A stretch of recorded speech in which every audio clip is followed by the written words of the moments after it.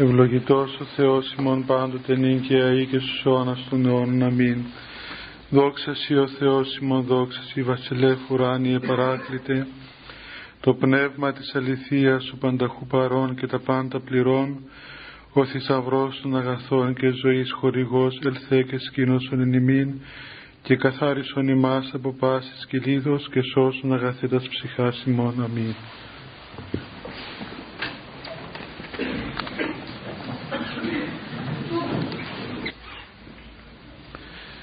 Την προηγούμενη φορά, παιδιά, είχαμε ασχοληθεί έτσι γενικά μπορώ να πω γύρω από το θέμα της καθαρότητας της καρδίας, σχολιάζοντας αυτόν τον μακαρισμό που είπε ο Χριστός: μακάρι καθαρή την καρδία, ότι αυτοί των Θεών όψονται. Μιλήσαμε, αν θυμάστε, περισσότερο και για το θέμα του βαπτίσματος, ότι με το μυστήριο του βαπτίσματος έχουμε μία αλλαγή στον άνθρωπο, μία οντολογική αλλαγή γύρω από την φύση πλέον των παθών και από την θέση μάλλον των παθών μέσα στον άνθρωπο, και είπαμε ότι με την χάρη αυτού του μυστηρίου ο άνθρωπος αναγεννάται, γίνεται μέλος του σώματος του Χριστού, ενδύεται των Χριστών και πλέον στην καρδία του βαπτιζομένου ανθρώπου εισέρχεται η χάρη του Αγίου Πνεύματος. Ο άνθρωπος έχει τη δυνατότητα πλέον να θεωθεί, να γίνει ζωντανό μέλος του Χριστού, και όπως οι πατέρες μας λένε, τα πάθη και ο διάβολος και οι ενέργειες της αμαρτίας εξέρχονται από την καρδιά του ανθρώπου και βρίσκονται πέριξ της καρδίας, όχι μέσα στην καρδία. Είπαμε ακόμα ότι η καρδία, ναι μεν θεωρείται είναι αφενός αυτό το όργανο, το σαρκικό όργανο το οποίο δουλεύει μέσα στον οργανισμό μας, αλλά κυρίως είναι το κέντρο του ανθρώπου, του ψυχοσωματικού μας, είναι το κέντρο των δυνάμεών μας, των ψυχικών μας δυνάμεων και των σωματικών μας δυνάμεων. Η καρδία είναι ο χώρος στον οποίο αποκαλύπτεται ο Θεός. Μέσα στην καρδία ο Θεός ομιλεί στον άνθρωπο. Η καρδία, όπως μας λέει εδώ ο Χριστός, είναι το οπτικό όργανο το οποίο βλέπει τον Θεό. Και εφόσον ο άνθρωπος ολόκληρος με όλες τις δυνάμεις, ψυχήτε και σώματι, μετέχει σε αυτήν την θεωρία του Θεού, σε αυτήν την όραση του Θεού, άρα λοιπόν η καρδία είναι το μόνο κατάλληλο όργανο για να δει τον Θεό, διότι όταν ο άνθρωπος βλέπει τον Θεό, τον βλέπει ολόκληρος ο άνθρωπος τον Θεό. Δεν υπάρχει δηλαδή ούτε ένα χιλιοστό της υπάρξεως του ανθρώπου το οποίο δεν πληροφορείται περί της υπάρξεως του Θεού, και στο σώμα του και στην ψυχή του και στο νου του και σε όλες τους τις δυνάμεις. Και έτσι λοιπόν μπορούμε να πούμε ότι αυτό το φαινόμενο των απορριών και των δυσκολιών και των αμφισβητήσεων και των ερωτημάτων που έχουμε, τα οποία είναι πολύ φυσικό είναι να τα έχουμε, είναι φυσικό φαινόμενο, διότι έχουμε ανατελή γνώση, αυτά όλα πάβουν μόλις ο άνθρωπος δει τον Θεό. Και δόξα τω Θεώ, ευτυχώς στην Εκκλησία μας έχουμε αυτήν τον πλούτο της παραδόσεως μας, της παραδόσεως των Αγίων Πατέρων, που ουσιαστικά αυτό είναι το οποίο έδωσε ο Χριστός στον κόσμο και κράτησε η Εκκλησία μας, είναι ακριβώς αυτήν την απόδειξη της οράσεως του Θεού. Και η όραση του Θεού επιτυγχάνεται εκεί όπου υπάρχει καθαρά καρδία. Σήμερα ήθελα έτσι λίγο με πιο πολύ λεπτομέρεια να πούμε μερικά πράγματα για τις ασθένειες της καρδίας. Εφόσον μιλούμε περί καθαρά της καρδίας και εφόσον είπαμε ότι η καρδιά του ανθρώπου μετά την πτώση αρρώστησε και πλέον είμαστε ασθενείς άνθρωποι, και αυτή η αρρώστια που μας διακατέχει, αυτή είναι και τρόποντινά η ουσία του προπατορικού αμαρτήματος, το ότι κουβαλούμε κατά κληρονομικών τρόπων την ασθένεια της ανθρωπίνης φύσεως, της πεπτωκίας φύσεώς μας. Να δούμε λοιπόν ποιες είναι αυτές οι αρρώσκες ή μερικές από αυτές τις αρρώσκες οι οποίες προσβάλλουν την καρδία του ανθρώπου και πώς στη συνέχεια μπορεί ο άνθρωπος να τις θεραπεύσει. Γιατί ξέρουμε και το είπαμε πολλές φορές ότι η Εκκλησία είναι έναν ιατρείο το οποίο θεραπεύει τον άνθρωπο σε αυτόν τον κόσμο. Δεν θεραπεύει τον άνθρωπο μετά θάνατον, θεραπεύει τον άνθρωπο σε αυτόν τον κόσμο και από αυτόν τον κόσμο, από αυτήν τη ζωή έχουμε τα συγκεκριμένα αποτελέσματα. Δηλαδή είναι ένα νοσοκομείο, ένα πνευματικό νοσοκομείο στο οποίο μπαίνει κανείς και βλέπει ότι σε αυτόν τον χώρο των νοσοκομιακών, των ιατρικών θεραπεύονται αυτές οι συγκεκριμένες αρρώσκες και έχει η Εκκλησία αποδείξεις για το ότι θεραπεύει τις αρρώσκες αυτές και αποδείξεις είναι οι Άγιοι, η εμπειρία των Αγίων.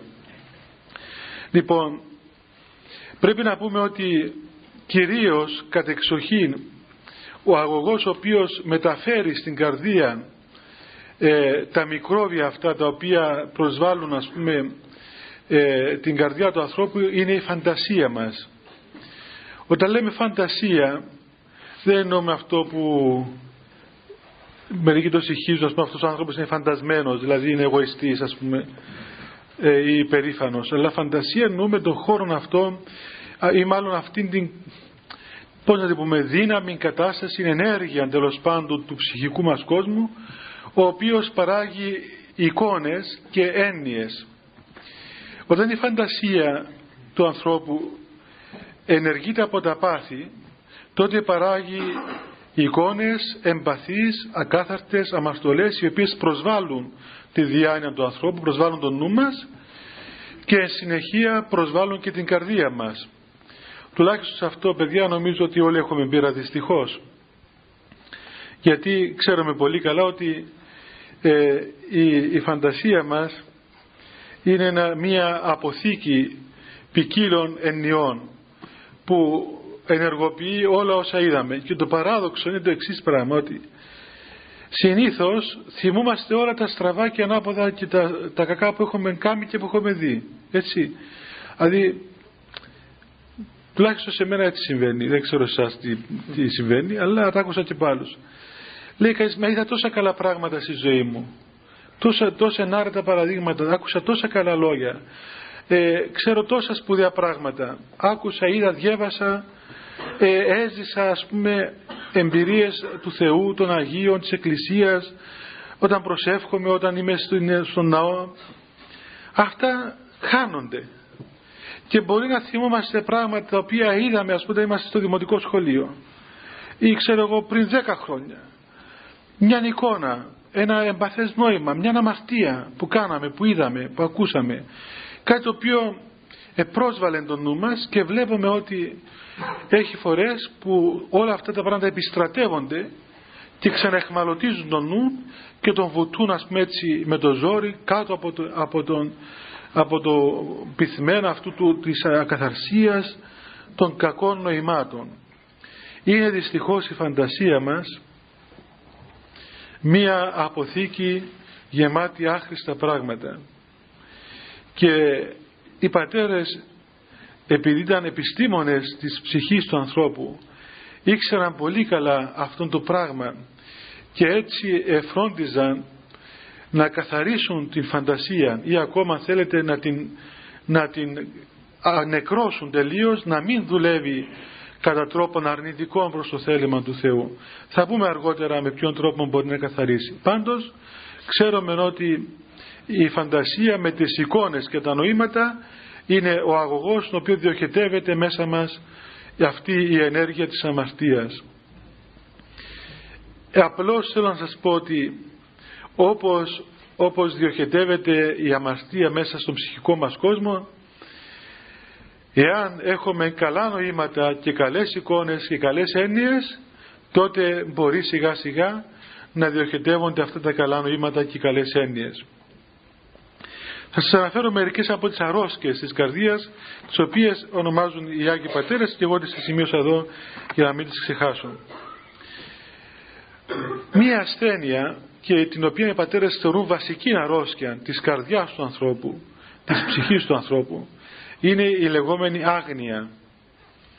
Όταν λέμε νέα άγνοια στη γλώσσα των πατέρων, τη πνευματική ορολογία, δεν εννοούμε απλώς το να μην γνωρίζουμε, δηλαδή να μην γνωρίζουμε διανοητικά, αλλά εννοούμε να μην γνωρίζουμε εμπειρικά, να έχει δηλαδή η καρδιά μας γνώση του Θεού, το να μην ξέρει τον Θεό, να μην έχει γευθεί ποτέ, δηλαδή τι σημαίνει Θεός. Αυτό το πράγμα δεν είναι απλώς μια στέρηση της γνώσης, αλλά είναι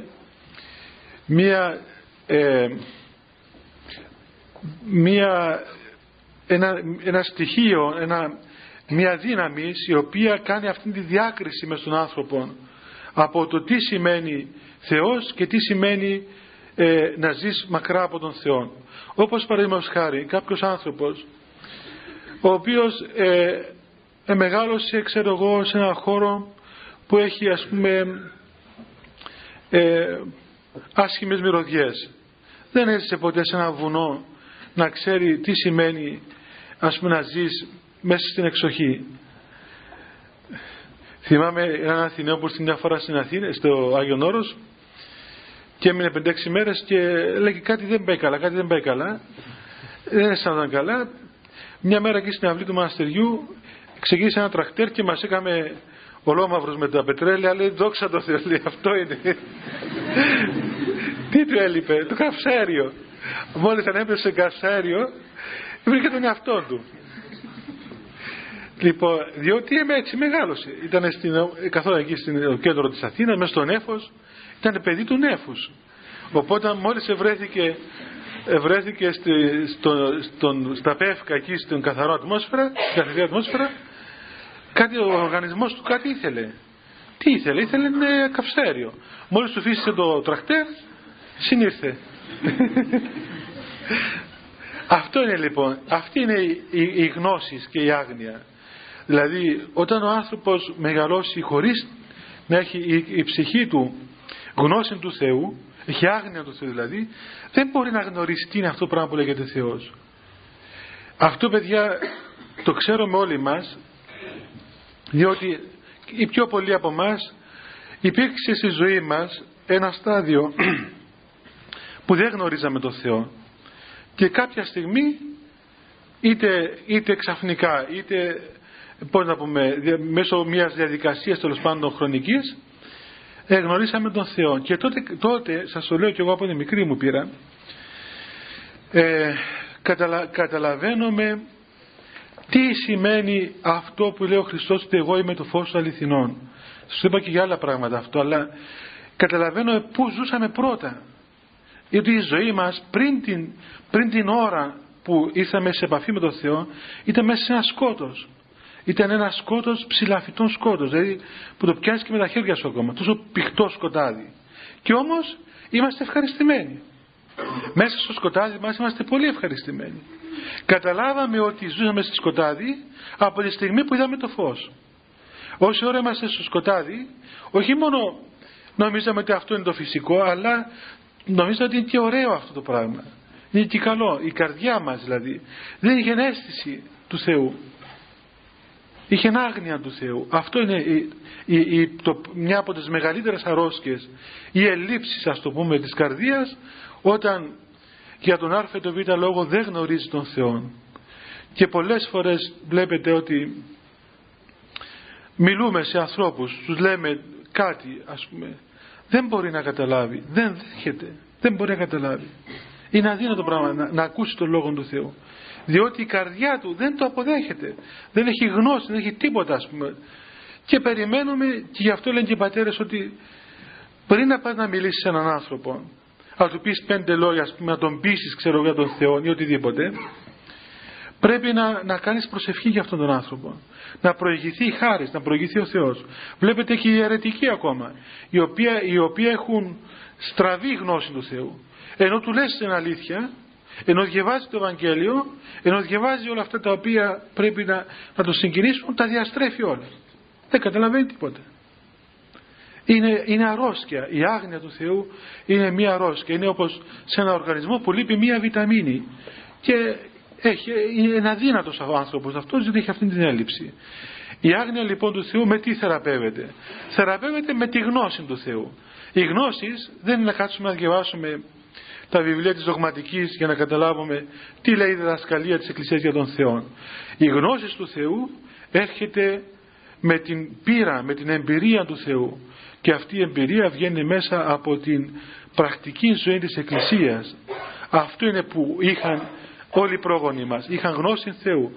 Τη γνώση, δεν ήξεραν τίποτα το θεολογικό, αλλά η καρδιά τους εγνώρισε τον Θεό, και αφού γνώριζε η καρδιά των Θεών, άρα λοιπόν είχαν τη δύναμη να κρατούν την πίστη, όπως την κράτησαν στον τόπο μας εδώ 8-9 αιώνες την πίστη μας, να μαρτυρούν για τον Χριστό, να πεθαίνουν για τον Χριστό, και να μεταδίδουν αυτή την εμπειρία από γενεά σε γενεά. Και εμείς χάσαμε την εμπειρία από τη στιγμή που κάναμε την Εκκλησία από βίωμα, την κάναμε θεωρία.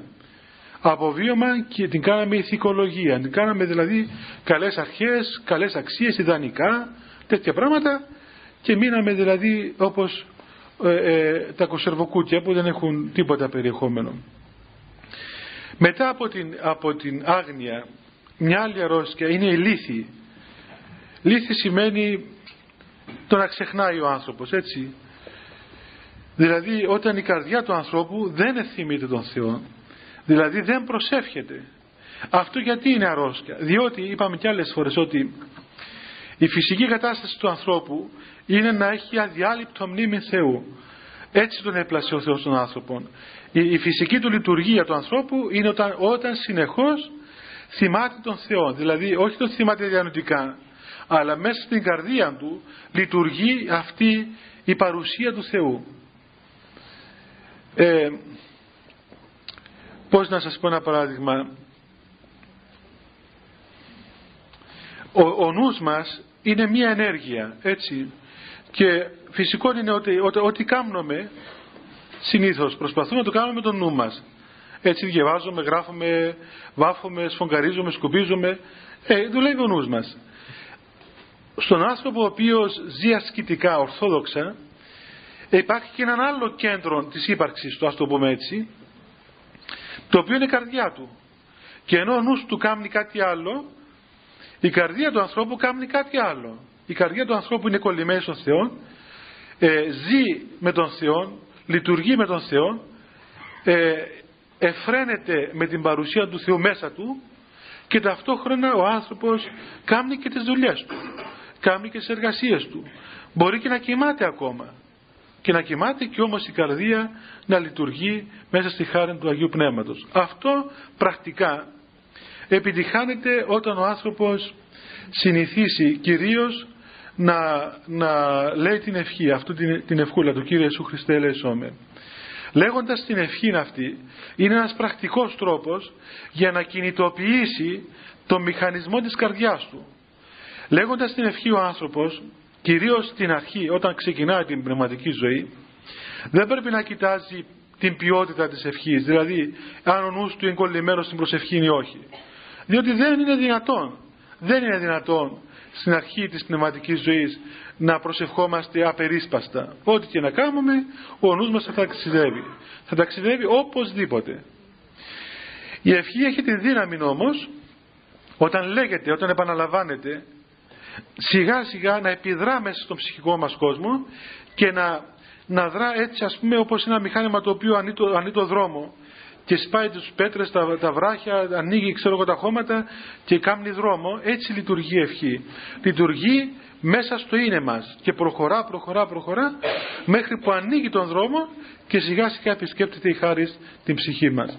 Όταν η χάρις του Θεού επισκεφθεί την ψυχή του ανθρώπου, τότε αρχίζει να λειτουργεί μέσα η καρδία μας από μόνη της και να έχει αυτήν τη διαρκή σχέση με τον Θεό. Δηλαδή φεύγει η λύθη και έρχεται η αδιάλειπτος μνήμη του Θεού, ή η νοερά προσευχή ή αέναος μνήμη Θεού, όπως λέμε. Δηλαδή ο άνθρωπος επιστρέφει στην κατάσταση που είχε πριν γίνει πτώση, όπως τον έπλασε ο Θεός. Μια άλλη αρρώστια είναι η σκληρότητα. Πολλές φορές ο Χριστός και στην Αγία Γραφή αναφέρεται αυτή η σκληρότητα της καρδίας, ή μη σκληρύνεται της καρδίας ημών, όπως λέει το Ευαγγέλιο. Δηλαδή ο άνθρωπος παρατηρεί ότι ενώ τρόπον να μπορεί να θέλει να ακούει τον Λόγο του Θεού, να επιθυμεί ας πούμε τον Θεό, να έρχεται σε επαφή με τα νοήματα τα οποία είναι από τον Θεό, από το Πνεύμα του Άγιο, εν τούτης μέσα η καρδιά του έχει μία σκληρότητα. Δεν εισχωρεί μέσα στο είναι του αυτό το πράγμα. Είναι όπως αν θυμάστε εκεί στην παραβολή του σπορέως, που λέει ότι ο σπόρος έπεσε στην πέτρα, και όπως στην πέτρα δεν είναι δυνατόν να φυτρώσει κάτι. Έτσι λοιπόν ενώ πέφτει ο σπόρος δεν φυτρώνει. Είναι μία σκληρότηση η οποία παρατηρείται μες στην καρδία μας. Αυτό το πράγμα είναι δυστυχώς σε όλους μας δεδομένο. Παρατηρείται σε όλους μας. Δηλαδή αν ας πούμε παρομοιάσουμε την καρδιά μας ή τον εσωτερικό μας κόσμο σαν έναν έδαφος, θα δούμε ότι όταν αρχίζουμε να σκάβουμε μέσα μας ή να ερχόμαστε σε επαφή με τον Θεό, με την προσευχή που είναι μια κατάβαση τρόπον μέσα στο είναι μας, εντάξει, στην αρχή μπορεί να είναι μαλακό χώμα, ξέρω, μετά να βρούμε λίγα αυτά χαλίκια, στο τέλος φτάνουμε σε μια σκληρή πέτρα που δεν γίνεται τίποτα, δεν πάει παρακάτω. Εδώ τι γίνεται? Αυτή η σκληρότηση της καρδίας αυξάνει, πρώτα απ' όλα αυξάνει με τρία πράγματα. Αυξάνει με τις πολλές μέριμνες, αυξάνει με τις ειδονές και αυξάνει και με τον πλούτο. Μας το είπε ο Χριστός ότι οι μέριμνες, ο πλούτος και οι ειδονές αυξάνουν τη σκληρότητα και ψύχουν την καρδιά του ανθρώπου. Είναι τα τρία βασικά πάθη τα οποία σκληρύνουν την ύπαρξή μας. Οι μέριμνες γιατί μας βυθίζουν και μας κλέβουν την δύναμη της ψυχής μας. Αυτήν η ζωτικότητα που έχουμε μέσα μας, να στραφούμε προς τον Θεό, την κατακομματιάζουμε στην πολυμεριμνία και μες στην θόρυβο και τα πράγματα όλα τα οποία είναι γύρω μας, και έχουμε όλοι πείρα παιδιά ότι φτάνει ας πούμε κάθε μέρα το βράδυ και είμαστε κατασκοτωμένοι, κουρασμένοι, χωρίς δύναμη για τίποτα ας πούμε. Και αισθανόμαστε όλοι, πάει ακόμα μια μέρα, χάσαμε και αυτήν την μέρα, δεν κάναμε τίποτα. Ας ξεκινήσουμε την άλλη μέρα. Μα και την άλλη μέρα το ίδιο, αφού μας έπιασε μανία ας πούμε. Ξέρετε, υπάρχει μια προφητεία του Μεγάλου Αντωνίου που λέει ότι θα έρθει ένας καιρός που όλοι οι άνθρωποι θα τρελαθούν. Οι άνθρωποι θα μένονται, θα τους πιάνει μια μανία, και ύστερα άμα δουν κανένα που δεν είναι τρελός, θα του πούν ότι εσύ είσαι τρελός. Δεν θα τους μοιάζει. Και ακούς καμιά φορά κάτι πράγματα σήμερα τα οποία είναι, δηλαδή λες, μα πώς να μην τρελαθεί ο άνθρωπος, αφού μόλις ξυπνήσει του πατούν το ράδιο. Έχετε δει? Μήπως το κάνετε κιόλας? Ή πριν ξυπνήσει ακόμα, άκουσα ότι έχει και κάτι ραδιόφωνα που ξυπνούν από μόνα τους. Δηλαδή κάτι ραδιόφωνα που έχουν ξυπνητήρι. Και τα βάζει σε μια ώρα, δεν έχω δει κανένα, αλλά άκουσα. Τα βάζει σε μια ώρα και μόλις αυτή ώρα αρχίσει να τραγουδά, να λέει. Φανταστείτε λοιπόν έναν άνθρωπο, ξέρετε, φανταστείτε έναν άνθρωπο παιδιά που μόλις ξυπνήσει πατάει το ράδιο. Έτσι, μα αυτός ο άνθρωπος πώς θα λειτουργήσει φυσιολογικά? Έτσι. Δηλαδή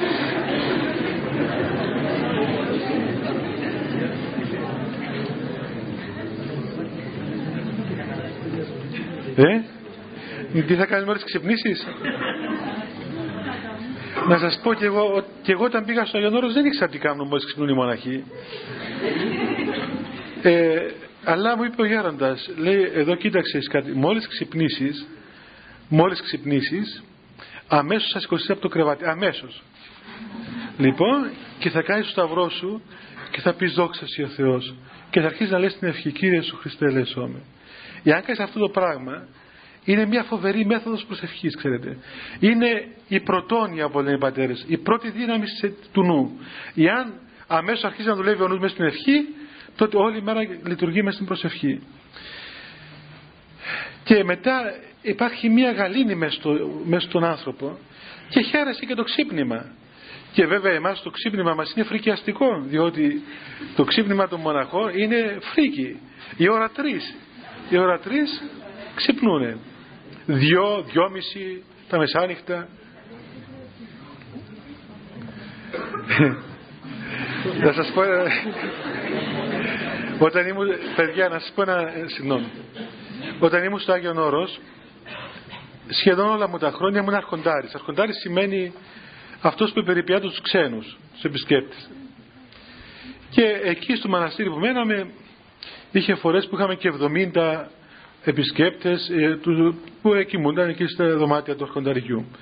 Και εγώ και μερικοί άλλοι αδελφοί είχαμε το διακόνημα κάθε πρωί να πηγαίνουν τους ξυπνάμε αυτούς όλους, διότι θέλαν να έρθουν και στη λειτουργία, διότι άρχισε η λειτουργία ώρα 2:30-3. Και ξέρετε, χειμώνα στο Άγιον Όρος, χιόνια, κακοκαιρία, ψύχος, όχι αστεία, μπορεί να είναι και 10 βαθμούς υπότομιδε. Και τα χιόνια μέχρι 4 μέτρα εκεί που μέναμε, μέχρι τον Πολυέλαιο, ας πούμε, χιόνια. Λοιπόν, φανταστείτε τώρα και οι άνθρωποι, ας πούμε, τη νύχτα πιάνουν την κουβέντα αυτή αντί να κοιμηθούν, κουβεντιάζα. Οπότε χτυπούσε το πρωί η καμπάνα, το σήμαντρο, πού, τίποτα. Ήθελα να έρθω και στη λειτουργία, οπότε αναγκαζόμαστε να πάμε να τους φωνάξουμε. Το τι γινόταν ήταν μια κωμωδία άνευ προηγουμένου. Κάθε πρωί το τι ακούγαμε από αυτούς τους ανθρώπους. 2-3 μας πέταξε και παπούτσια, ένας είσαι.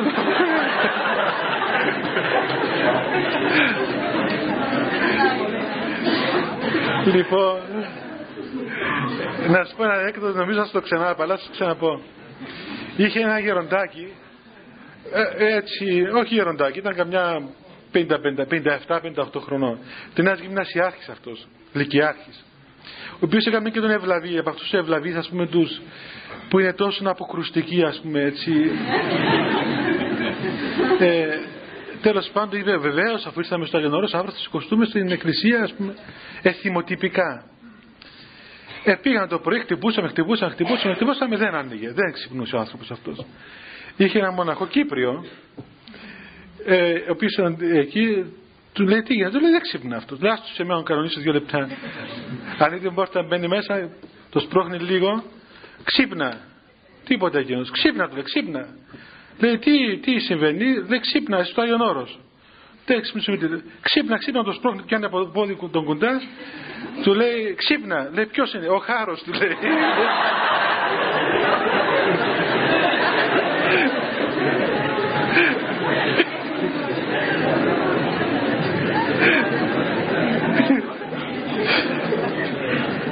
Λοιπόν,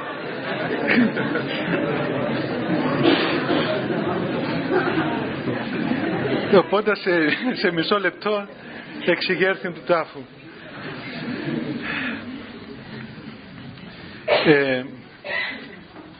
Θέλω να πω, παιδιά, ότι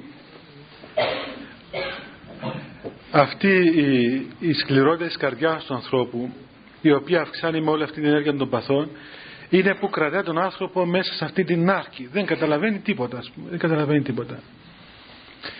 Αυτή η σκληρότητα πολλές φορές γίνεται αιτία, έτσι, ο άνθρωπος να φτάσει σε αδιέξοδα πνευματικά και χρειάζεται πάρα πολύ υπομονή ώστε να χτυπά συνέχεια πάνω σε αυτόν τη σκληρή ύλη και να προσεύχεται στον Θεό να σπάσει αυτήν την πέτρα, να σπάσει αυτό που λέει καρδία συντετριμμένη, λέει ο ψαλμός του Δαβίδ. Καρδία συντετριμμένη, ο Θεός ούκ εξουδενώσει. Δηλαδή ο Θεός δεν απορρίπτει ποτέ την καρδιά της συντετριμμένη. Όπως προσεύχονταν και οι Άγιοι στον Θεό και έλεγαν σύντριψε την καρδία μου. Αλλά πώς συντρίβεται η καρδία? Η καρδία του ανθρώπου συντρίβεται με τις ασκήσεις, βέβαια, την νηστεία, την προσευχή, την αγρυπνία, των κόπων, την φιλοπονία, αλλά περισσότερο συντρίβεται όταν ο άνθρωπος κάνει υπομονή στους μεγάλους πειρασμούς και τις θλίψεις οι οποίες θα του συμβούν. Και βέβαια, εντάξει, είσαστε μικρά παιδιά, μπορεί να μην έχετε πολλές θλίψεις, αλλά έστω αν μάθετε από τώρα να δέχεστε τις θλίψεις σαν ευεργεσίες στη ζωή σας και τις αποτυχίες ακόμα και τις, πώς να πούμε, όλα τα λυπηρά που μας συμβαίνουν με μία υπομονή. Πρέπει να ξέρετε ότι αυτή οι θλίψεις, γι' αυτό λέγεται και θλίψεις, λέξη θλίψη σημαίνει από το θλίβο, από το λιώνο, δηλαδή σαν να μπαίνει αυτή η πέτρα της καρδιάς μέσα στο μήλο και αλέθεται και γίνεται μετά αλεύρι. Έτσι συμβαίνει δηλαδή με την καρδιά του ανθρώπου. Ο άνθρωπος πρέπει να περάσει αυτήν την θλίψη της καρδίας του. Μέσα από αυτήν τη θλίψη εξέρχεται ο άνθρωπος νικητής. Γι' αυτό λέει και στην Αποκάλυψη ότι για τους Αγίους ότι αυτοί εμφανίζονται, ας πούμε, ενώπιον του Θεού φορεμένοι με τους λευκούς χιτώνες της αγιότητος, της χάριτος, και λέει η Γραφή στην Αποκάλυψη ότι το Πνεύμα του Άγιον λέει εκεί ότι αυτοί είναι αυτοί που πέρασαν μέσα από τις μεγάλες θλίψεις. Και γι' αυτό βλέπετε ότι και οι μεγάλοι Άγιοι, παιδιά, οι μεγάλοι Άγιοι της Εκκλησίας μας ήσαν άνθρωποι οι οποίοι πέρασαν από πολύ μεγάλες θλίψεις. Δεν ήταν καθόλου εύκολη η ζωή τους, καθόλου ευχάριστη. Ο Άγιος Αθανάσιος ο Αθωνίτης, αυτός ο κτήτορας της πρώτης μονής του Αγίου Όρους, έλεγε πάντοτε, και το έγραψαν και πάνω στην εικόνα του οι μοναχοί εκεί, ότι με τα λύπης υπερβαλούσεις διήρθον πάσα στα ημέρας της ζωής μου. Δηλαδή επέρασα τις μέρες της ζωής μου με υπερβάλλουσαν λύπη, με πολλή λύπη, με πολλές λήψεις. Όμως τι συμβαίνει εδώ? Εδώ είναι το μυστήριο της Εκκλησίας, το μυστήριο της χάριτος, ότι η χάρις του Θεού έχει την δύναμη να μεταβάλει την θλίψη εις χαρά. Ενώ όλα πάνε πολύ άσχημα, γίνεται μία μεταβολή μέσα στον άνθρωπο και αυτή η θλίψη γίνεται αιτία πολύς χάριτος. Σε τέτοιο σημείο ώστε εκμηδενίζεται η πικρότητα της θλίψεως και μετά η θλίψη γίνεται χαρά στον άνθρωπο. Δεν ξέρω αν μπορείτε να το καταλάβετε, παιδιά. Απλώς να ξέρετε ότι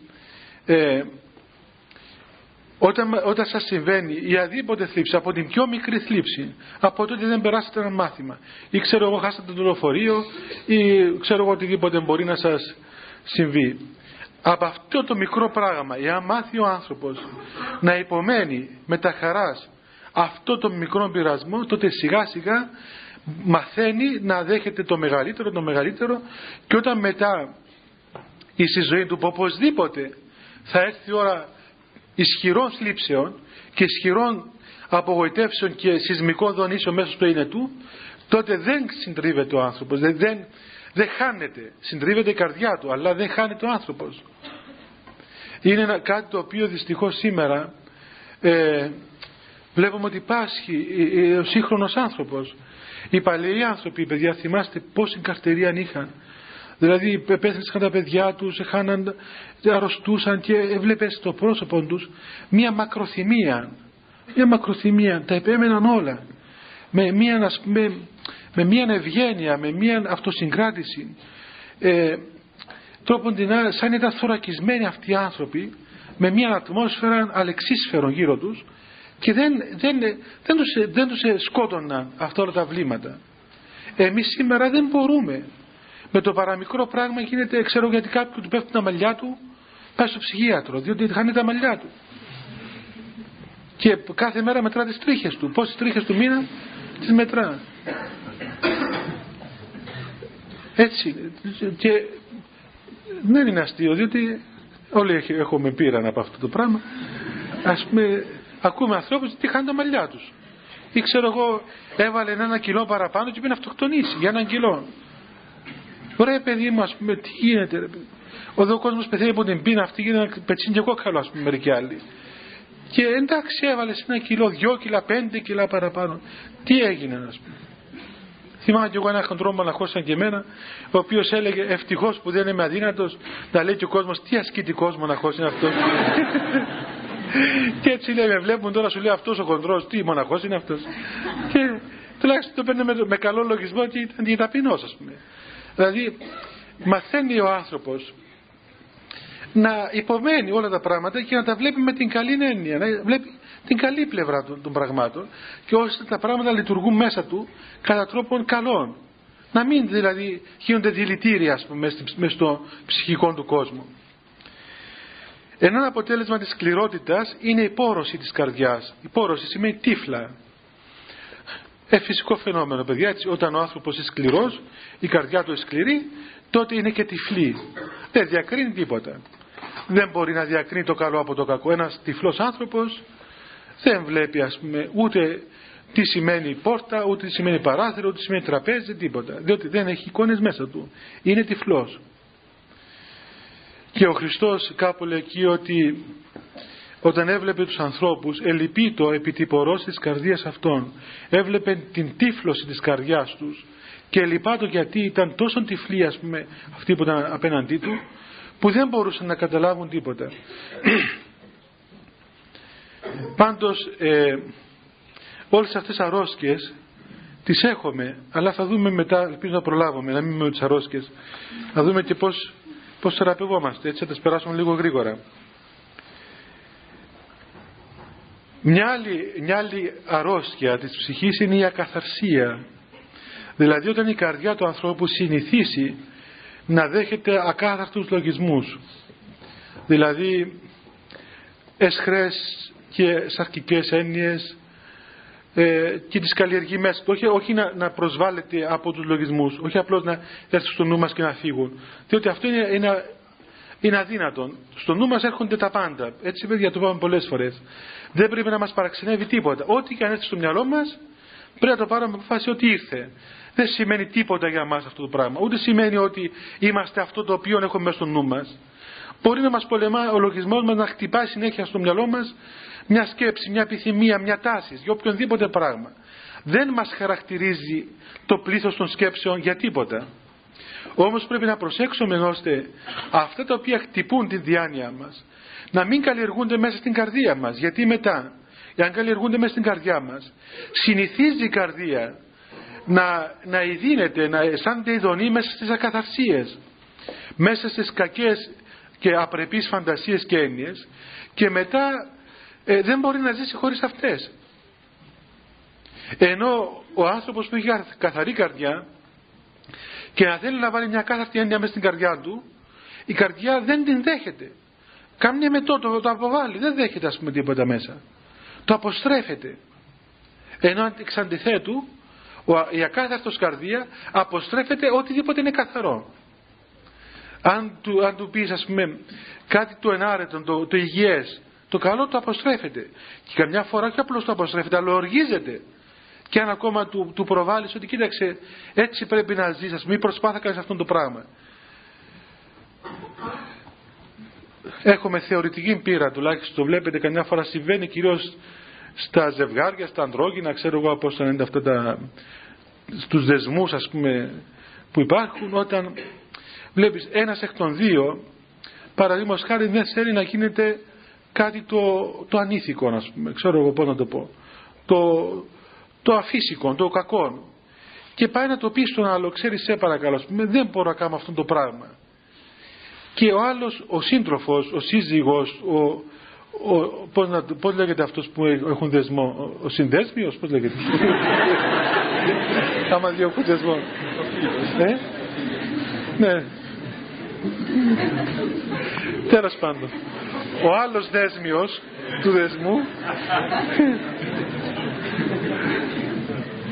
λέει το εξής: κοίταξε, ή δέχεσαι να κάνω αυτό το πράγμα ή θα σε παρατήσω.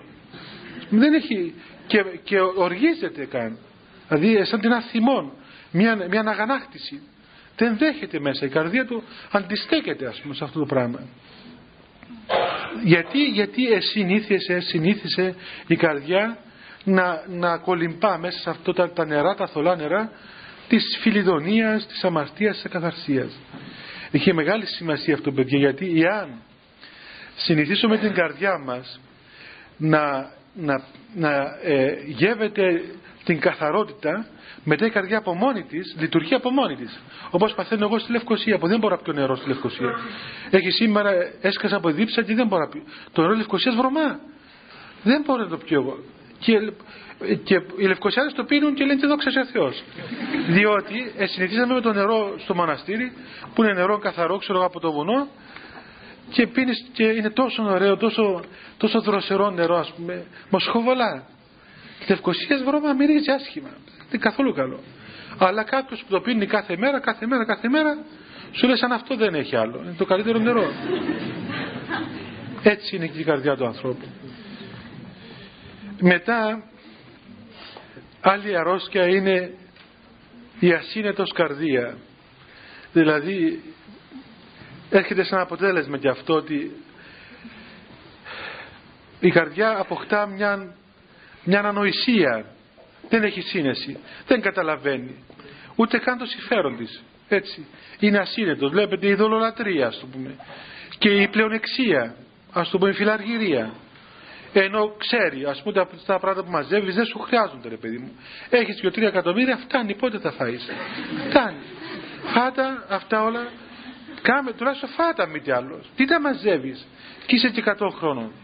Πότε θα προλάβεις? Κι όμως εκεί τα μαζεύει, δεν δίνει ούτε στα παιδιά του, τα αγώνει σε κανένα και τα μαζεύει. Και είπαμε και άλλη φορά, τουλάχιστον οι παλιοί φιλάργυροι είχαν και λίγη χαρά, να σου πω. Οι παλιοί φιλάργυροι τα είχαν μέσα στο σεντούκι, τα βγάζαν κάθε νύχτα, τα χαΐδευαν, τα μετρούσαν, τα κάναν στίβες. Τώρα έγιναν και αυτό άχαρο πράγμα. Έχει, ξέρω εγώ, μια κάρτα και έχει ένα αριθμό πάνω, 5 εκατομμύρια λίρες. Ένα αριθμός αυτός, αν τις μετρούσες κάθε νύχτα, τις έβαζες εκεί, ξέρω, μια στίβη μέχρι το ταβάνι. Είναι μια ειδονία, ας το πούμε. Τα πιάνεις, ξέρω εγώ, τι τα κάνουν αυτά. Είχε τα παλιά χρυσές λίρες, κάτι ήταν. Σήμερα που είναι και αριθμοί τελείως άχαρο πράγμα η φιλαργυρία. Και ανόητον πράγμα. Έτσι, ασύνετος καρδία. Ή δεν καταλαβαίνει ο άνθρωπος ότι είναι πεπερασμένο νόν. Έτσι. Δεν το καταλαβαίνει. Εντάξει, είσαστε νέοι, έχετε το μήκος μπροστά σας είναι μέλλον. Αλλά άμα μεγαλώσει ο άνθρωπος και είναι 50-60, καταλαβαίνετε πλέον το παρελθόν το πιο πολύ. Το μέλλον είναι ελάχιστο. Στα 60 είναι 10 χρόνια. Τώρα στα 50 το πολύ είναι, ας πούμε, 20. Τέλειωσα. Μα πού πάει, ας πούμε? Εσείς δεν το έχετε ζήσει, παιδιά, αυτό. Και εγώ στην ηλικία σας δεν μπορούσα να το καταλάβω τι σημαίνει αυτό το πράγμα. Αλλά ξέρετε τι σημαίνει να φτάσεις σε μια ηλικία που το παρελθόν είναι το πιο μεγάλο μέρος της ζωής σου? Είναι τραγικό. Εγώ θυμάμαι, ρωτούσα τη γιαγιά μου. Είχα μια γιαγιά Αγία και ρωτούσα, γιαγιά, πόσο χρόνο είσαι? 72, μου έλεγε. Να πεθάνεις τώρα? Έλεγε, να πεθάνω, για να μείνω με αιώνια στη γη. Δεν φοβάσαι να πεθάνεις? Αυτή είναι Αγία γενικά, δεν είναι φοβάτο. Αλλά εμένα με τρόμαζε αυτό το πράγμα. Λέω, Παναγία μου, όταν εγώ γίνω 72 χρονών και θα καταλάβω ότι σε 2-3 χρόνια δεν θα υπάρχω, θα πεθάνω. Δεν μπορούσα η ύπαρξή μας, πούμε, δεν το δεχόταν το πράγμα. Στην ανική ηλικία, βέβαια, πού να σκεφτείς τώρα να πεθάνεις? Έχεις μπροστά σου, ξέρω εγώ, σπουδές, πράγματα, μάστερς, δοκτοράτα, σπίτια, αυτοκίνητα, χρέη, αλλά το πέρας των ημερών του. Είσαι πεπερασμένος. Κάθε ώρα που χτυπάει το ρολόι, κάνεις ένα βήμα μπροστά. Τέλειωσε. Ό,τι θέλεις κάμε. Είσαι σε ένα βαγόνι, σε ένα τρένο που περπατά. Κάποια στιγμή θα σου φωνάξουν, τέλειωσε. Στάσεις. Κατεβαίνετε. Λοιπόν. Θα μείνουμε στις αρρώσκες, μου φαίνεται. Μια η παραδιάσταση. Λοιπόν, άλλη αρρώσκια είναι η έλλειψη της ευθύτητας. Και μάλιστα η Γραφή αναφέρει ότι ο Θεός αποστρέφεται τον άνθρωπο ο οποίος δεν έχει ευθεία καρδία απέναντί του. Δηλαδή όταν ο άνθρωπος, παιδιά, είναι μέσα αυτήν τον κικαιώνα των παθών, τότε η καρδιά του δεν είναι ευθεία απέναντι στον Θεό. Δηλαδή είναι δίψυχος ο άνθρωπος. Να μην πω σήμερα, ας πούμε, πολύψυχος, είναι διασπασμένος τόσο πολύ που δεν ξέρει ούτε και ο ίδιος τι θέλει πολλές φορές. Ούτε μπορεί να δεχτεί το θέλημα του Θεού, ούτε μπορεί να σταθεί, ας πούμε, με μια ανευθύτητα ενώπιον του Θεού. Και βλέπετε ότι αμεταβάλλεται συνέχεια σε πάρα πολλά πράγματα. Και δεν μπορεί ούτε ο ίδιος να καταλάβει, ούτε να εννοήσει, ας πούμε, τι πρέπει να κάνει. Ούτε τον εαυτόν του δεν μπορεί να εννοήσει. Και αυτό όχι μόνο απέναντι στον Θεό, αλλά και απέναντι στους ανθρώπους. Βλέπετε, χάνει τη σχέση με τον άλλον άνθρωπο. Χάνει τη σχέση. Και είναι αποτέλεσματα αυτά τα πράγματα και της αμαρτίας, αλλά και του τρόπου ζωής που έχουμε σήμερα. Βλέπετε σήμερα, παιδιά, ένα απλό παράδειγμα. Ακόμα και η επικοινωνία, έτσι. Παλαιότερα, ας πούμε, οι άνθρωποι μπορεί, ας πούμε, να ήταν μακριά ένας από τον άλλο. Αλλά βλέπετε, ας πούμε, κάνουν και έναν αγώνα να πάνε να το βρουν τον άλλον άνθρωπο. Και όταν έβρισκαν, χαίρονταν, αγκαλιάζουν, φιλούνταν, ας πούμε, εκλέγανε, εμέναν μαζί τους μια εβδομάδα, ας πούμε, είχαν χαρά. Σήμερα πιάνεις ένα τηλέφωνο, μιλάς μέσα από ένα σύρμα, είσαι μόνο σε ένα δωμάτιο κλεισμένος και μιλάς, γελάς, εκεί ξέρω εγώ, ας πούμε, κλαίεις, χαμογελάς. Φανταστείτε, παρατηρήστε έναν άνθρωπο, ο οποίος μιλά στο τηλέφωνο και ας πούμε, αν είναι δυνατόν, όπως όταν βλέπω μια τηλεόραση και σβήνω με τη φωνή και βλέπω μόνο τις κρεμάτσες του, βλέπετε, μιλάει από ένα σύρμα και πάσχει από το σύρμα, ας πούμε. Άμα νευριάσει, χτυπάει και το ακουστικό στο αυτό, ή μπορεί να χαϊδεύει και το τηλέφωνο, ας πούμε.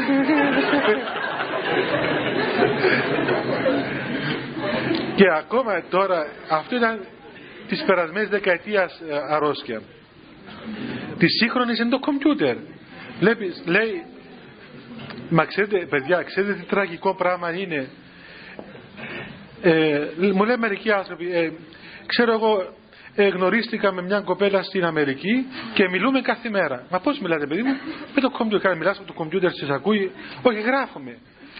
Καλά, γράφει, σου γράφει, σου ξαναγράφει σε μια οθόνη. Μιλάμε πάρα πολύ, έχουμε πολλή επικοινωνία. Μα τι επικοινωνία είναι αυτή? Είναι τρελοεπικοινωνία, δηλαδή. Είναι για να τρελαθείς, ας πούμε. Μα το σκεφτήκα, για βάρτε στο νου σας, παιδιά, έτσι. Ηλεκτρονικά μηνύματα. Ο ένας στον άλλον, συνέχεια στην οθόνη, ας πούμε. Και μετά, και ύστερα ερωτεύονται και τρελά μεταξύ τους. Και δεν είναι ούτε ένα στο άλλο μια φορά τη φάτσα να έχει, ας πούμε. Μόνο από τα μηνύματα, από το κομπιούτερ. Μα είναι φοβερό δηλαδή. Καταργείται ο άνθρωπος, καταργείται εκείνη η σχέση του ανθρώπου. Όλα αυτά τα πράγματα τα οποία θεωρούνται ευκολίες, παιδιά, ξέρετε, τελικά κατέστρεψαν τη ζωή μας. Την ωραιότητα της ζωής μας, που είναι τόσο πολύ ωραία η ζωή μας. Την έκαναν εύκολη, αλλά την κατέστρεψαν. Όπως παραδείγματος χάρη έλεγε και ο Γέρο Παΐσιος, βρε παιδάκι μου, άλλον το άειλον και άλλον τον άειλον. Πόση διαφορά έχει το άειλον πνεύμα από τον άειλον. Έτσι. Αυτό είναι το ίδιο. Δηλαδή φανταστείτε, ας πούμε, ένα τριαντάφυλλο φυσικό και ένα τριαντάφυλλο, ας πούμε, πλαστικό, ψεύτικο, το οποίο μπορεί να είναι ολοκόκκινο, ξέρω εγώ, ωραιότατο, ας πούμε, σε σχήμα, σε μέγεθος, σε χρώμα, μπορεί να του βάλουν και ένα σπρέι να μυρίζει, αλλά δεν είναι φυσικό. Έχασε την ωραιότητα. Ή ακόμα αυτά που καλλιεργούν στα θερμοκήπια. Πια όταν μυριστείς, τίποτα, δεν μυρίζει τίποτα, ας πούμε. Δεν μυρίζει. Κάτι καρύφαλα που κυκλοφορούν στα σκηδίες, ας πούμε, ξέρω από τα γάμους, τίποτα δεν μυρίζουν. Σαν τριφύλι είναι. Τίποτα. Δεν έχει καμιά αξία, δεν έχει. Ενώ το άλλο το φυσικό που καλλιεργείται, ας πούμε, και βγαίνει στην εποχή του και βγαίνει μια φορά τον χρόνο, έχει την αξία του. Μυρίζει μοσχοβολά, έχει ας πούμε κάτι το οποίο του δίνει μια μοναδικότητα.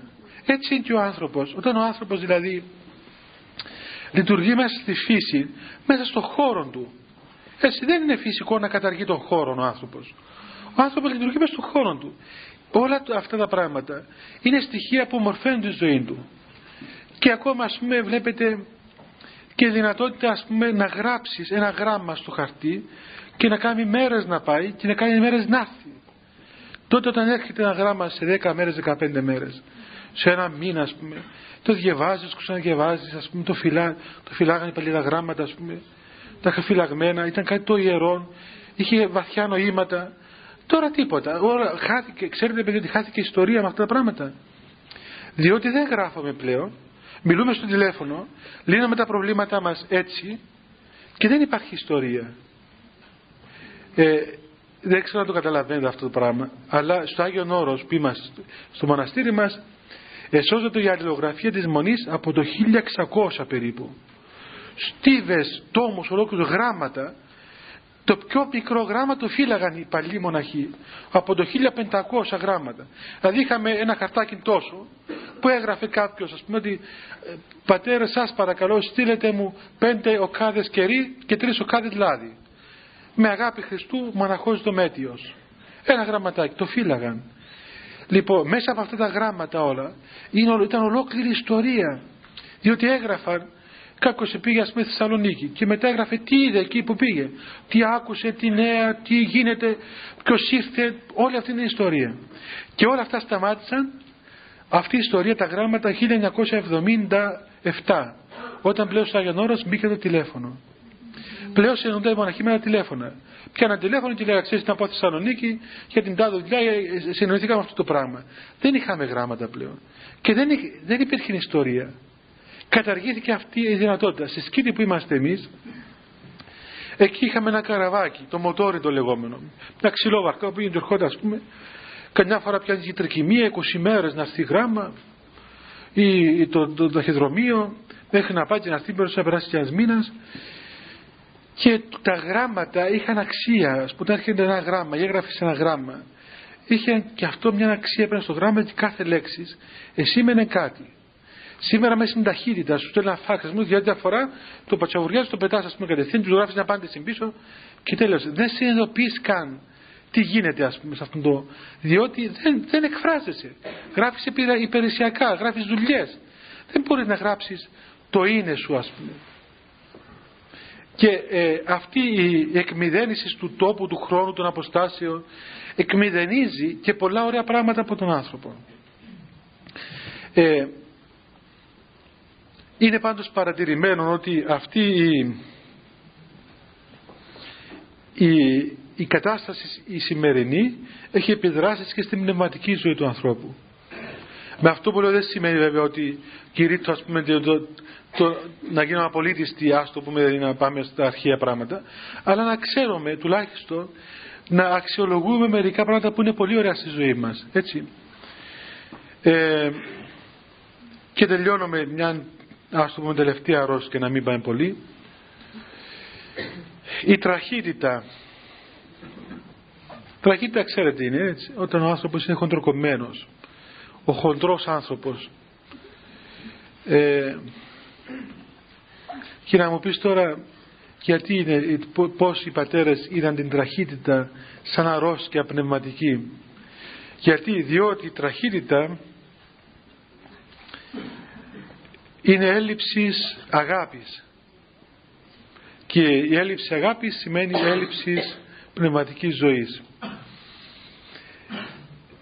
Μπορεί να είμαστε κατά πάντα ευγενέστατοι σε όλα μας, στους εξωτερικούς μας τρόπους, αλλά όμως αυτή η ευγένεια να είναι σκληρή και νεκρή και μπορεί εξωτερικά να μην ξέρουμε, ας πούμε, πώς όταν πάμε σε ένα σπίτι τι πρέπει να κάνουμε, πώς πρέπει να φάμε, ξέρω εγώ, με το μαχαίρι και το πυρούνι.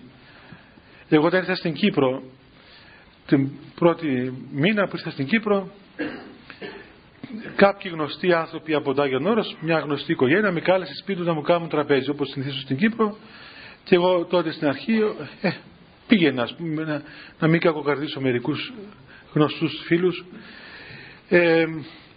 Τέλος πάντων, ήταν σε ένα πλούσιο σπίτι, πολύ πλούσιο σπίτι, και πήγα, τάχασα και δεν ήξερα ούτε πώς μπαίνουν, ούτε πώς βγαίνουν, ούτε που κάθονται, δεν ήξερα πώς αρχίζουν.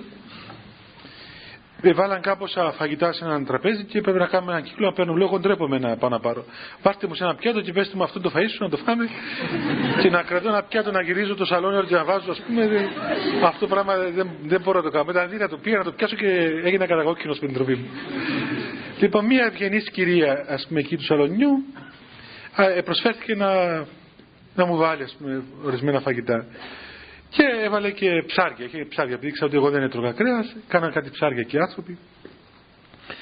Αυτή διέκρινα ότι εγώ δεν ήξερα να φάω το ψάρι με το πυρούνι και το μαχαίρι, ας πούμε. Προσπαθούσα να βρω με ποιο χέρι το πιάνω το ένα και το άλλο. Αλλά στα συνέχεια χέρια από το ένα χέρι στο άλλο δεν μπορούσα να βρω πώς γίνεται. Οπότε με διακριτικότητα μου λέει να σας δείξω πάτερ πως τρώνε το ψάρι. Λέω κοίταξε, μια ζωή στο Άγιον Όρος εμείς ψαρεύαμε κιόλας, όχι μόνο τρώγαμε ψάρια, αλλά είμαστε ψαράδες, αλλά δεν τρώμε τα χέρια μας. Ή το πολύ πολύ με το πυρούνι μας, το ψωμί μας. Τώρα πού να βρω τώρα άκρα. Λέει μισό λεπτό σου δείξω. Και είχε και έτσι σάλτσα αυτό το ψάρι μέσα. Αλλά φαίνεται ότι αυτή η καημένη δεν ήξερε καλά, διότι μόλις πήγε να το κόψει, πετάχτηκε το πίσω πάνω της.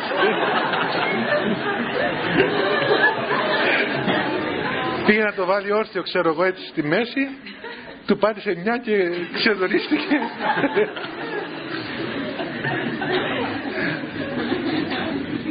Και ύστερα μου λέει φάτο πως θέλεις πάτερ και δεν τίποτε.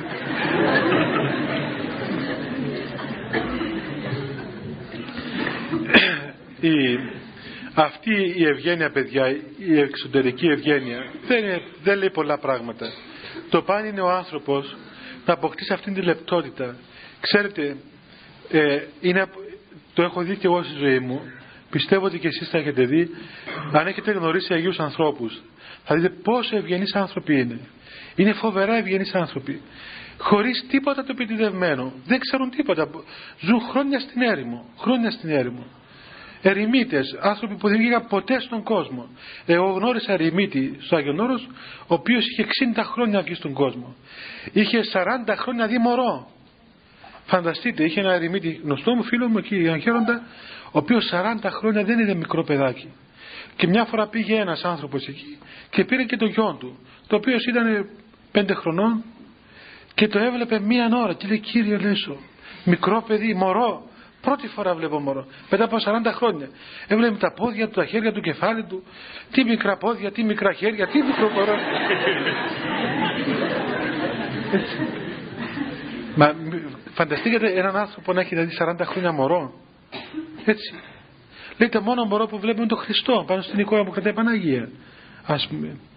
Λοιπόν, αυτοί οι άνθρωποι που έπρεπε φυσικά, φυσιολογικά, να είναι άγριοι άνθρωποι. Να είναι χοντροκομμένοι και άγριοι. Εν τούτης, υπήρχε μια τέτοια λεπτότητα μέσα στην συμπεριφορά τους και ένας πλούτος αγάπης απεριόριστος, μέχρι παρεξηγήσεως ακόμα. Δηλαδή έβλεπε κανείς να εκδηλώνουν την αγάπη τους αυτοί οι άνθρωποι με τέτοιο τρόπο που αν τους έβλεπε κάποιος από τους σημερινούς ανθρώπους, σίγουρα τους παρεξηγούσε. Θα έλεγε ότι αυτοί οι άνθρωποι δεν είναι στα καλά τους. Δεν μπορώ να σας πω, παιδιά, το πώς, δηλαδή τι ελευθερία είχαν στο να εκδηλώσουν την αγάπη τους, αλλά αυτή η αγάπη απέπνε αγιότητα. Δηλαδή καταργεί το κάθε ίχνος ακαθαρσίας, και τα πάντα ήταν εμβαπτισμένα μέσα στην Αγία αυτήν ευγένεια, με το πράγματα, δηλαδή πράγματα που νομίζω ποτέ δεν τα σκεφτήκαμε όταν εμείς ζούσαμε μέσα στον κόσμο, μέσα στην ευγένεια που μας διακατέχει όλους μας. Διαβάστε έργα των πατέρων, διαβάστε ασκητικούς λόγους. Σας διάβασα κάποτε, ας πούμε, από τους ασκητικούς λόγους του Αββά Ισαάκ. Να δείτε λόγους των πατέρων για το πιο μικρό πράγμα και για την παραμικρό μορφασμό του ανθρώπου. Και για το βλέμμα ακόμα, για την οποιαδήποτε κίνηση. Δηλαδή, και όχι μόνο τόσο, αλλά να ερμηνεύουν τις ενέργειες των άλλων ανθρώπων κατά τόσον δηλαδή ευγενικών και όμορφων τρόπων, που να κάνουν και τον άλλον ακόμα να συγκινείται για το λάθος που έκαμε. Να σας πω ένα παράδειγμα. Κάποτε ήρθε εκεί στο Άγιον Όρος, σε ένα γέροντα, κάποιο παιδί, το οποίο παιδί τα είχε με τον πατέρα του. Μισούσε τον πατέρα του, δεν ήθελε τον πατέρα του. Του λέει ο Γέροντας, γιατί παιδί μου θες τον πατέρα σου? Διότι λέει ο πατέρας μου, ενώ η μάνα μου είναι άρρωστη, κατάκητη και υποφέρει και μπορεί από ώρα της ώρα να πεθάνει, η αδελφή μου έχει προβλήματα με τον άντρα της και ο άλλος μου αδελφός έγινε, ξέρω εγώ, ναρκωμανής και το ξεμερώνεται μέσα στα πεζοδρόμια, ο πατέρας μου έχει φιλενάδα.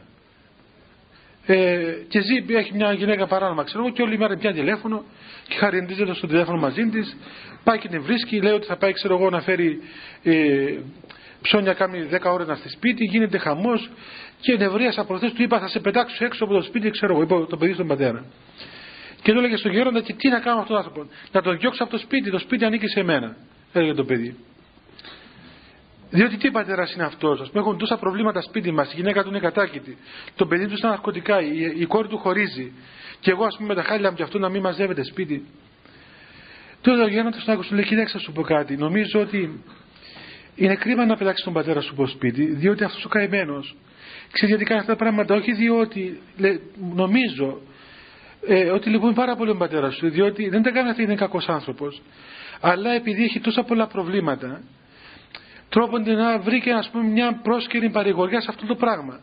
Όπως κάποιος που ενώ έχει πολλά προβλήματα πάει και πίνει συνέχεια για να ξεχάσει τα προβλήματά του, και ενώ καταλαβαίνει ότι κάνει κακό δεν μπορεί να ελευθερωθεί και ταλαιπωρείται και υποφέρει. Κακός βέβαια κατέφυγε εκεί, αλλά θέλει να τον καταλάβουμε για να μπορέσουμε να τον βοηθήσουμε. Νομίζω πρέπει στον πατέρα σου έτσι, με πολύ συμπόνια, ότι ο άνθρωπος υποφέρει, και επειδή δεν βρήκε αγάπη και στοργή, κατέληξε εκεί, και άμα του δώσει εσύ περισσότερο θάρρος, θα έρθει σπίτι. Τέλος πάντων, του ανέπτυξε μια θεωρία και ο γέροντας. Στο τέλος, το παιδί που ήταν ευριασμένος και μισούσε τον πατέρα του, στο τέλος εμέφερε τον εαυτόν του πώς δεν κατάφερε τόσο καιρό να δει με πόνο τον πατέρα του. Και να δει ότι τελικά αυτό που έκανε ο πατέρας του δεν ήταν μια παλιαθροπιά, αλλά ήταν, ας πούμε, ναι, ήταν μια κακή πράξη, αλλά την έκανε διότι ο άνθρωπος έφτασε σε απόγνωση και δεν ήξερε τι να κάνει, ας πούμε. Και πάνω στην απόγνωση του έκανε αυτές τις κακές συνέργειες. Και θυμάμαι μια φορά είχε ένα Ρώσον εκεί μοναχός στο Άγιον Όρος, ο καημένος, ο οποίος μεθούσε. Αυτός μεθούσε, έπιαν και Ρώσος, και τον μάζευαν από τους δρόμους. Έπεφτε κάτω εκεί, τον μάζευαν, ας πούμε, τον πρόλαβα κι εγώ αυτό. Τον κοροϊδεύαν οι κοσμικοί, τον βλέπανε εκεί μεθυσμένο καμιά φορά. Πηγαίναμε στο Γεροπαΐσιο, λέμε, γέρο, τι θα γίνει με αυτόν τον άνθρωπο?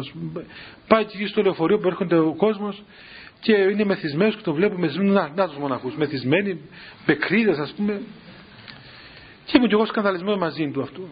Λέει, κοίταξε, μη σκανδαλίζεις, ότι αυτό το γεροντάκι είναι ενάρετο, αλλά ξέρεις τι συμβαίνει? Επειδή είναι γέρος και κάνει πολύ κρύο, ας πούμε, και δεν έχει ξύλα να ζεσταθεί, ο καημένο πάει και πίνει λίγο κρασί, πίνει κρασί να ζεσταθεί, και από το πολύ κρασί μεθά κιόλας. Και να το βλέπει με συμπάθεια. Και έχει αρετή. Και ξέρετε, παιδιά, αυτό το γεροντάκι, δεν το παιδάκι να σας πω, αυτό το γεροντάκι πράγματι ήταν έτσι όπως έλεγε ο γέροντας, διότι ενώ ήταν περιφρονημένος και όλοι τον αποφεύγαμε, και μάλιστα είχε κάτι ξυλάδες, κάτι που δούλευαν στο ιερό, του λέγανε κάτι επίθετα, ξέρω εγώ. Έτυχε να έρθει στο μοναστήρι να γεροκομηθεί στις τελευταίες μέρες, και αυτό το γεροντάκι προέβλεψε τον θάνατον του. Θυμάμαι, ήταν Σάββατο και είχα περάσει από εκεί στο γεροκομείο που είχαμε στο μοναστήρι και το φροντίζαμε, και μου λέει, τη Δευτέρα θα πεθάνω. Λέω, τι ώρα, παππού? Λέει, 10 με το Βυζαντινό, δηλαδή την ώρα του Σπερινού, γύρω στις, πώς να πούμε, στις 4 απογευματινή. Λέω, καλά.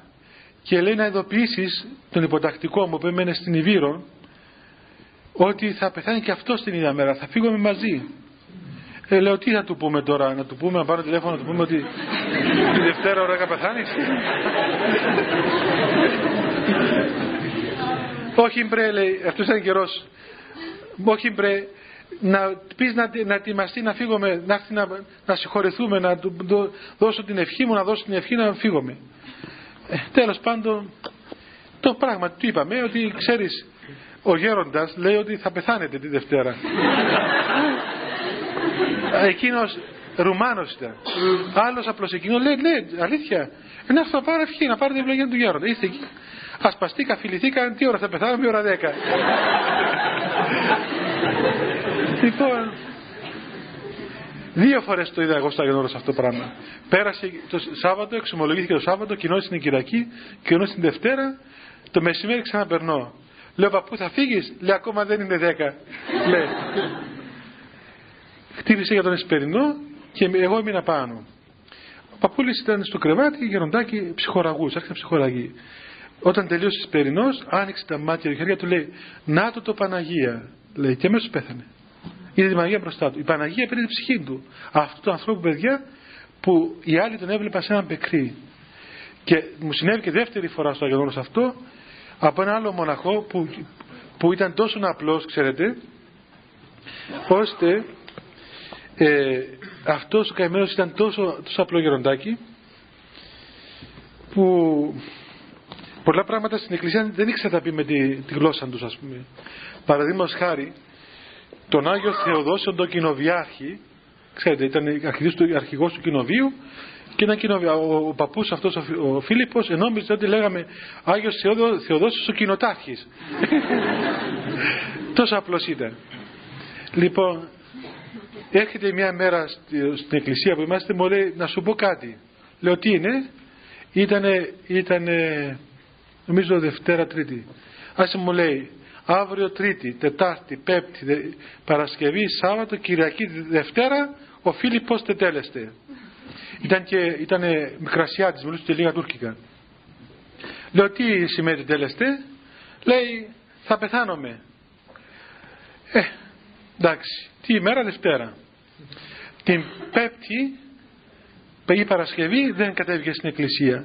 Τους κατέβαινε πολύ νωρίς. Για να φτάσει από το κελί του στην εκκλησία ξεκινούσε μισή ώρα νωρίτερα. Γεροντάκι πήγαινε αργά. Δεν κατέβηκε στην εκκλησία, πάμε, χτυπούν την πόρτα, τίποτα. Εντάξει, ας το δούμε αργότερα.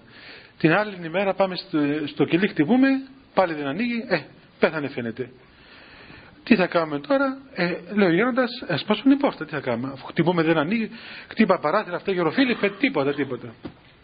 Εντάξει, 1, 2, 3 μπαμ, δίνω μια στην πόρτα, πάει η πόρτα ολόκληρη. Έπεσε, μόλις μπαίναμε μέσα, ήταν Σάββατο. Θυμάμαι ο γεροφίλιππος καθόταν μπροστά στις εικόνες του, ήταν τα εικονίσματα του όλα, φορούσε το αγγελικό σχήμα, το κουκούλιο του, το κομποσχήνι του, εξαλωμένος, ένα γεροντάκι, ας πούμε. Λοιπόν, και μόλις μπήκαμε μέσα, σηκώνεται και μας λέει όλοι έξω.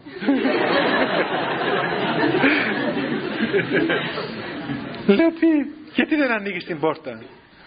Λέει τι να ανοίξω την πόρτα? Τη Δευτέρα θα φύγουμε. Σήμερα είναι Σάββατο. Όλοι έξω. Να σε βγάλω όλους έξω αμέσως. Και ξανά κλείσε και με κάτι χαρτόνια την πόρτα. Δευτέρα, όπως είπε, πράγματι κοιμήθη. Έφυγε. Δηλαδή βλέπετε ότι αυτοί οι άνθρωποι, παιδιά, οι άνθρωποι οι οποίοι δεν είχαν στον κόσμο μια εμφάνεια, ας πούμε, και ο κόσμος τα έβλεπε με τον δικό του τρόπο, εν τούτης είχαν μια άλλη σχέση, τέτοια σχέση που ακόμα καταργούσαν και το γεγονός του θανάτου τους, έτσι. Και αυτό το είπα για να σας δείξω ότι μέσα στην Εκκλησία αυτή όλη η ενέργεια του Αγίου Πνεύματος χαριτώνει τον άνθρωπο ολόκληρον από πάνω μέχρι κάτω και γίνεται ο άνθρωπος τέλειος, γίνεται ευγενής με τη σωστή έννοια, αποκτά σωστές σχέσεις, αποκτά σωστές διαστάσεις και έτσι, πώς να πούμε, όλη αυτή η κατάσταση, η τέλεια, η κατά το δυνατόν τέλεια, έχει και αποδείξεις και αποτελέσματα και συγκεκριμένα. Γι' αυτόν τον λόγο, παιδιά, είναι ανάγκη να διαβάζετε τους βίους των Αγίων για να δείτε πόσοι σπουδαίοι άνθρωποι ήταν οι Άγιοι και με πόση λεπτότητα και με πόση αγάπη και με πόση δύναμη ενικούσαν, ας πούμε, τα μικρά πράγματα της ζωής, τις μικρότητες, υπερέβαιναν τον εαυτόν τους πρώτα, θεραπεύονται με τη χάρη του Αγίου Πνεύματος, θεραπεύονται από τις αρρώσκες αυτές όλες που διακατήχονται και συνεχεία γίνονται τέλειοι άνθρωποι, όπως ο Θεός τους έπλασε. Δυστυχώς πέρασε η ώρα. Θέλετε να πούμε τίποτα, παιδιά, έτσι, για κανένα λεπτό? Εντάξει, θα σας πω εγώ τότε.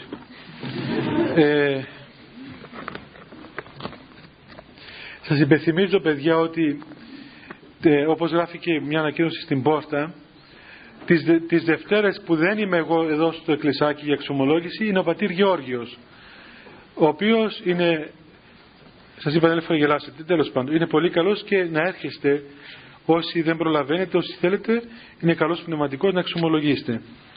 Έτσι τουλάχιστον να ξέρω ότι κάθε Δευτέρα στο Πανεπιστήμιο θα υπάρχει κάποιος πνευματικός ο οποίος θα τελεί το μυστήριο της εξομολογήσεως. Είτε θα είμαι εγώ, είτε θα είναι ο πατήρ Γεώργιος. Την ερχόμενη Δευτέρα θα είναι ο πατήρ Γεώργιος. Εγώ θα είμαι εδώ ξανά στις 9 Φεβρουαρίου, την επομένη των εκλογών. Θα σας αναγγείλω Θα σας αναγγείλω και τον νέο πρόεδρο της Δημοκρατίας. Ελπίζω να τον μάθω εγώ και μετά. Δεν είναι 8 που θα είμαστε? 8 η ώρα θα είναι πάλι η ομιλία εδώ. Να κάνουμε προσευχή, παιδιά, και να πηγαίνουμε.